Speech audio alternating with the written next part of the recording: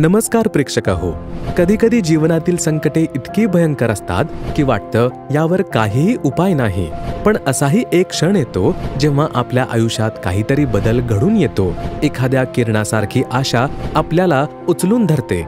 आज आपल्याला भेटायला आले आहेत भरतरी ज्ञानोबा पवार, ज्यांनी आपल्या आयुष्यातील संघर्षांवर मात करत संत रामपालजी महाराज यांच्या मार्गदर्शनाखाली जीवनाचा खरा अर्थ शोधला आहे. प्रेक्षकाहो, एका साध्या कुटुंबातून आलेले भरतरीजी पूर्वी ज्योतिबाची पारंपरिक भक्ती करत असत. परंतु त्या भक्तीने ना त्यांचे प्रश्न सुटले ना समाधान मिळाले. अचानक त्यांच्या आयुष्यात एक वळण आले. संत रामपालजी महाराज यांच्या सत्संगाचे एक प्रक्षेपण पाहण्याची संधी मिळाली. त्या एका सत्संगाने त्यांचा संपूर्ण दृष्टिकोन बदलला आणि त्यांनी एक नवीन आध्यात्मिक मार्ग स्वीकारला. प्रेक्षकाहो, गंभीर हृदयविकाराचा झटका, एका मोठ्या अपघातातून सुटका आणि आर्थिक संकटातून बाहेर पडणं, त्यांच्या आयुष्यात खऱ्या अर्थाने काय बदल घडले प्रेक्षकाहो, तर चला भरतरीजींच्या या अद्वितीय प्रवासाचा आणि प्रेरणादायी अनुभवांचा उलगडा त्यांच्याच शब्दात ऐकूया. नमस्कार सतसाहेब. आपलं नाव? भरतरी ज्ञानोबा पवार. आपण कुठून आलात? मी परळी, माझं मूळ गाव परळी आहे, तालुका परळी, जिल्हा बीड. पण मी कामानिमित्त हडपसर पुण्यामध्ये महाराष्ट्र तिथं आलेलो आहे, राहायला आहे सध्या. आपला व्यवसाय काय आहे? मी ड्रायव्हर आहे, एक सध्या शाळेच्या बसवर ड्रायव्हर आहे. संत रामपालजी महाराजांची गुरुदीक्षा आपण कधी घेतली?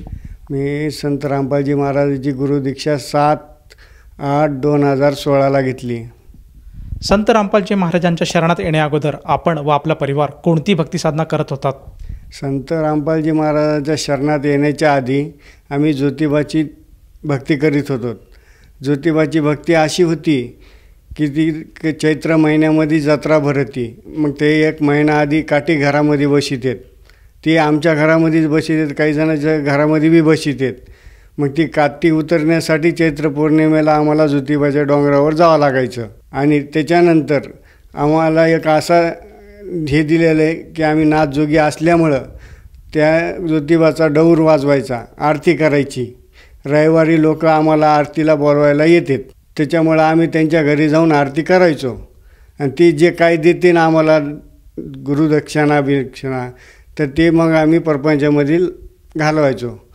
सर, जसं तुम्ही सांगत आहात की यापूर्वी आपण हिंदू धर्मामधली जी काही भक्तिविधी आहे, प्रामुख्याने आपण ज्योतिबाची भक्ती साधना करत होतात. आणि आपण आपलं कुटुंब आणि आपला हा जो पूर्ण समाज आहे, जी जात आहे, ही या भक्तीमध्येच आज भक्ती साधना करत होते. तर संत रामपालजी महाराजांच्या ज्ञानाला आकर्षित होऊन त्यांच्या शरणात कसे काय आलात? संत रामपालजी महाराजांच्या शरणामध्ये असं आलो की आमच्या सासूबाई गावाकडमध्ये त्यांनी काय केलं, तर साधना चॅनलला बघितलं होतं. तर त्यांनी मला फोन करून सांगितलं की भरत, अशा टायमाला साधना चॅनल येते, तर तुम्ही बघा काय आहे ते. कारण त्यांना हिंदी कळत नव्हती, म्हणून त्यांनी मला सांगितलं. मग मी बघितलं. तर बघितल्याच्यानंतर मला कळालं की खरी भक्ती कशी आहे. सर, जसं तुम्ही सांगत आहात की आपल्या ज्या सासूबाई आहेत त्यांनी आपल्याला फोनद्वारे सांगितलं की साधना टी व्हीवर संत रामपालजी महाराजांचा प्रोग्राम येतो, तो आपण बघावा. आणि त्या अनुषंगाने आपण तो प्रोग्राम बघितला.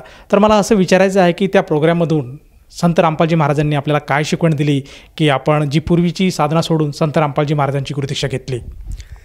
सगळ्यात महत्त्वाचं म्हणजे आध्यात्मिक ज्ञान हे काय आहे हे माहीत नव्हतं पहिलं.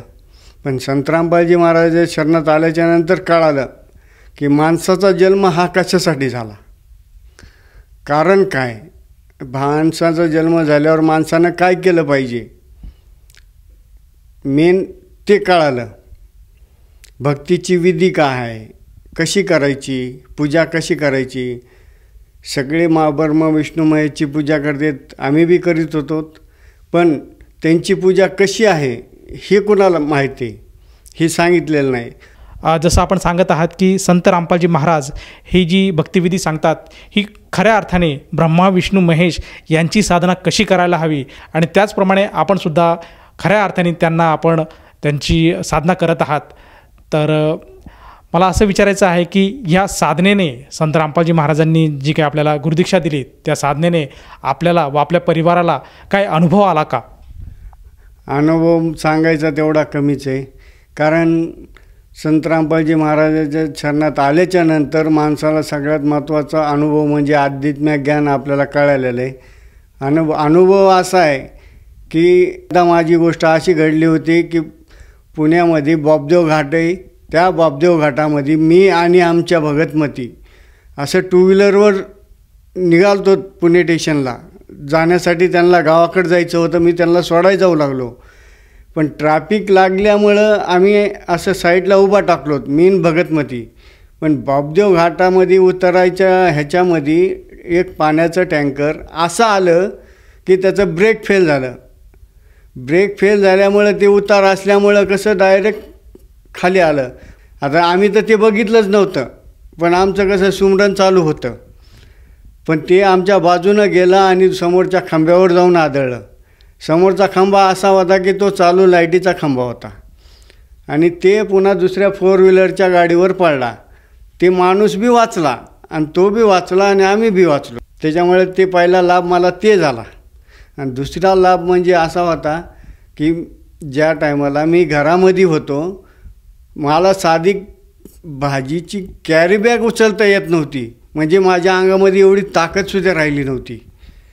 तर मी बाथरूममधून आल्याच्या नंतर मी चक्कर येऊन पडलो, डोळे पांढरे केले. मग तिथं पहिला अटॅक आला. आता मला तेवढं आठवण येत नाही, पण आमच्या भगतमध्ये सांगतात तसं. मग ते भगतमतीनं आम्हाला नेऊन गाडीमध्ये टाकलं. गाडीमध्ये टाकल्यावर पुन्हा दुसरा आला. पुन्हा तिथून लगेच दवाखान्यामध्ये ससून हॉस्पिटलमध्ये पुण्यामध्ये आल्याच्या नंतर तिसरा आला. अशी गोष्ट घडली की 10 दिवस मी कोमात गेलो. आणि हडपसरमध्ये साने गुरुजीला जेव्हा नेलं होतं तर डॉक्टरनं सांगितलं होतं की तुम्ही 1,00,000 रुपये इथं जमा करा आधी, नंतर मी ह्याला हात लावतो. पण परिस्थिती बिकट असल्यामुळं, संत रामपालजी महाराजांच्या शरणात असल्यामुळं आम्ही ससूनला 5,000मध्ये इलाज केला. भगतमतीनं संत रामपालजी महाराजांना फोन केला आणि सांगितलं की असं असं झालं आहे, काय करायचं. त्या टायमाला आमच्या भगतमतीला संत रामपालजी महाराजांनी सांगितलं की तुम्ही सतनाम जप करीत बसा, काही होणार नाही. आज जी मी समोर आहे तर ती फक्त संत रामपालजी महाराजांची कृपा आहे, बाकी काहीच नाही. गोळ्या बिळ्या सगळ्या आज बंद झाल्यात. आज त्यांच्या कृपेनं सगळं चांगलं आहे, काहीही प्रॉब्लेम नाही. सर, जसं तुम्ही सांगत आहात की आपल्याला हृदयाचा अटॅक आला होता आणि त्यामुळे आपण बेशुद्ध झाला होतात आणि आपण हॉस्पिटलला ॲडमिट होतात, परंतु आपली भगतमती ही आपल्या पाठीमागे होती आणि त्यांनी संत रामपालजी महाराजांना अरदास केली आणि त्यातून जो संदेश आला सतनामाचा जाप करावा. तर हे सतनाम काय आहे? ओम आणि तत् आणि सत हे 3 मंत्राचा जाप आहे. पण ओम हे सरळ सरळ, पण तत् आणि हे सत हे सांकेतिक आहे, गुप्त आहेत. हेच कुणाला सांगायची नाही आहे, ते फक्त संत रामपालजी महाराजच सांगू शकतात. सतनामाचं कसं आहे माहिती आहे का? सतनाम म्हणजे 2 अक्षरचं आहे. एवढी ताकद आहे त्या सतनामामध्ये की काळ आल्याला गेला निघून. त्याच्यामुळं त्या सतनामामुळं एवढी हे आहे की आज पृथ्वीवर जर कोणी जर आसन सतनाम देणारं तर ते संत रामपालजी महाराज आहेत. त्याच्या अतिरिक्त अख्ख्या जगामध्ये कुणीच तुम्हाला भेटणार नाही. सर, जसं तुम्ही सांगितलं की संत रामपालजी महाराज आजच्या घडीला जगामध्ये एकमेव संत आहेत जे सतनाम आपल्याला देतात आणि सतनामामुळे केवळ साधक जो सतनामाचा जाप करतो त्या जापामुळे, त्या भक्तिविधीमुळे आज साधक नाना प्रकारची सुख भोगत आहेत आणि कठीणातले कठीण असे जे आजार आहेत ते आजारापासून तो मुक्त होत आहेत, त्याला आराम मिळतो आहे त्या आजारामध्ये. तर खरंच संत रामपालजी महाराज आज जगामध्ये अनमोल असं कार्य करत आहेत. तर ह्या अनुषंगाने आपण आपल्यासारखे जे काही साधक आहेत जे आज TV चॅनलच्या माध्यमातून हा आपला इंटरव्ह्यू बघत आहेत, तर त्यांना आपण काय संदेश द्याल? संदेश तर मी काही देऊ शकत नाही. या दासाचं एवढंच म्हणणं आहे, जगत लोकांना असो किंवा भगत लोकांना, तुम्ही संत रामपालजी महाराजाच्या शरणात या आणि तुम्ही तुमचं कल्याण करून घ्या. कोणतीही बिमारी असली, काही असली तरी ह्यांच्यापाशी आल्यावर नीट होती. आणि सगळ्यात महत्त्वाचं म्हणजे खरी भक्ती कशी आहे आणि कशी नाही ही माणसाला कळून जाईल. सर, जसं तुम्ही सांगत आहात की आज जगामध्ये संत रामपालजी महाराज एकमेव संत आहेत जे शास्त्रोक्त भक्ती देतात आणि त्या भक्तिविधीमुळेच साधकाला लाभ प्राप्त होतो. तर ह्या अनुषंगाने एखाद्याला वाटलं की आपणसुद्धा संत रामपालजी महाराजांची भक्तिविधी घ्यावी, तर तो साधक संत रामपालजी महाराजांची भक्तिविधी कशी घेऊ शकेल? संत रामपालजी महाराजांचे प्रवचन सगळ्या चॅनलवर चालू आहेत. ते तुम्ही बघा, ऐका आणि नंतर त्यांच्या शरणामध्ये येऊन दीक्षा घ्या आणि तुमचं कल्याण करून घ्या. सर, जसं तुम्ही सांगत आहात की संत रामपालजी महाराजांचे प्रवचन विविध चॅनलवर प्रसारित होतात आणि त्या चॅनल प्रसारित होत असताना काही नंबर दिलेले असतात, तर त्या नंबरावर साधकाने संपर्क साधला असता त्याला जवळच्या नामदान केंद्राची माहिती मिळते आणि तेथे जाऊन तो साधक नामदीक्षा घेऊ शकतो. तर त्या साधकाला त्या नामदीक्षेसाठी किती पैसे मोजावे लागतात? त्यांना 1 रुपयाही त्यांना खर्च नाही आहे. हे सांगणारे सांगत असतील, सगळं करीत असतील, पण त्यांच्या शरणात आल्याच्या नंतर तुम्हाला सगळे गुरुदीक्षा भेटल्याच्या नंतर तुम्हाला जल, अमृत, रक्षा धागा, प्रसाद हे सगळं तुम्हाला फ्रीमध्ये भेटून जाईल. 1 रुपयाही तिथं लागणार नाही तुम्हाला. धन्यवाद. सत साहेब. संपूर्ण विश्वामध्ये 500 पेक्षा जास्त नामदीक्षा केंद्र आहेत जिथे निशुल्क नामदीक्षा दिली जाते. निशुल्क नामदीक्षा प्राप्त करण्यासाठी आणि अधिक माहितीसाठी संपर्क करा 7030303951 7030303952. अद्वितीय आध्यात्मिक ज्ञान वाचण्यासाठी, पाहण्यासाठी आणि ऐकण्यासाठी संत रामपालजी महाराज ॲप अवश्य डाउनलोड करा किंवा आमची वेबसाईट www.jagatgururampalji.org वर विजिट करा.